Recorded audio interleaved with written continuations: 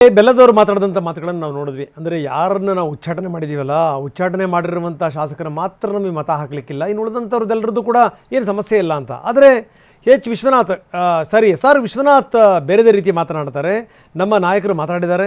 ನಿಜಕ್ಕೂ ಈ ಉಚ್ಚಾಟಿತ ಶಾಸಕರು ಕೂಡ NDA ಅಭ್ಯರ್ಥಿಗೇ ಮತ ಚಲಾಯಿಸ್ತಾರೆ. ಹೀಗಾಗಿ 3 ಅಭ್ಯರ್ಥಿಗಳು ಗೆಲ್ತಾರೆ ಅಂತಾರೆ ಯಲಹಂಕ ಶಾಸಕರು. 3 ಜನ ಗೆಲ್ತಾರೆ. BJPಯಿಂದ ಯಾವುದೇ ಅಡ್ಡ ಮತದಾನ ನಡೆಯಲ್ಲ.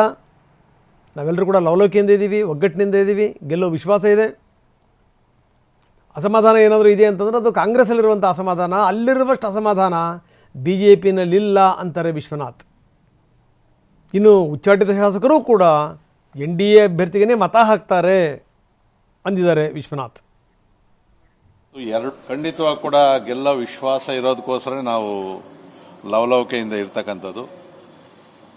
ಇವತ್ತು 2 ನಮ್ಮ BJPಯ ಅಭ್ಯರ್ಥಿಗಳು ಗೆಲ್ಲೋದಕ್ಕೆ ನಮ್ಗೆ ಯಾವುದೇ ರೀತಿಯಾದಂಥ ಸಮಸ್ಯೆ ಇಲ್ಲ. ಈಗ ಕಾಂಗ್ರೆಸ್ವರೆಗೂ 5 ವೋಟ್ ಶಾರ್ಟೇಜ್ ಇದೆ, ನಮಗೂ ಕೂಡ 3 ಮತಗಳ ಕಡಿಮೆ ಇದೆ. ಅದರಲ್ಲಿ ಶಾಸಕಾಂಗ ಪಕ್ಷದ ಸಭೆಯಲ್ಲಿ ಕೂಡ ತೀರ್ಮಾನ ಆಗ್ತಾ ಇದೆ. ನಮಗೆ ವಿಶ್ವಾಸ ಇದೆ 3 ಜನ ಅಭ್ಯರ್ಥಿಗಳು ಗೆಲ್ತೀವಿ ಅಂತೇಳಿ. ನಾವು ನಮ್ಮ ಪಕ್ಷಕ್ಕೆ ವಿರುದ್ಧವಾಗಿ ಯಾವತ್ತೂ ನಾವು ಹೋಗೋದಿಲ್ಲ. ನಮ್ಮ ಭಾರತೀಯ ಜನತಾ ಪಾರ್ಟಿಯಿಂದ ಒಂದೇ ಒಂದು ಮತ ಕೂಡ ಅಡ್ಡ ಮತದಾನ ಆಗೋದಕ್ಕೆ ಸಾಧ್ಯತೆಯೇ ಇಲ್ಲ. ಇವತ್ತು ಕಾಂಗ್ರೆಸ್ಸಲ್ಲಿ ಕ್ಯಾಬಿನೆಟ್ಗಳಿಗೆ ಇನ್ನೂ ಮಂತ್ರಿ ಸ್ಥಾನ ಸಿಗಲಿಲ್ಲ ಅಂತಕ್ಕಂಥದ್ದು, ಸಾಕಷ್ಟು ಅಸಮಾಧಾನಗಳು, ಗುಂಪುಗಳು ಇವೆಲ್ಲ ಕೂಡ ಇದೆ. ಬಹುಶಃ ಅದರ ಪರಿಣಾಮವಾಗಿ ಏನಾದರೂ ಕಾಂಗ್ರೆಸ್ ಅವ್ರಿಗೆ ಏನಾದರೂ ವ್ಯತ್ಯಾಸ ಆಗ್ಬೋದು ಬಿಟ್ಟರೆ ನಮ್ಮ ಕಡೆಯಿಂದಾಗಲಿ JDS ಕಡೆಯಿಂದಾಗಲಿ ಯಾವುದೇ ಒಂದು ಅಡ್ಡ ಮತದಾನ ಆಗ್ತಕ್ಕಂಥ ಅವಕಾಶ 100ಕ್ಕೆ 100 ಭಾಗ ಇಲ್ಲ. ಖಂಡಿತವಾಗಿ ಕೂಡ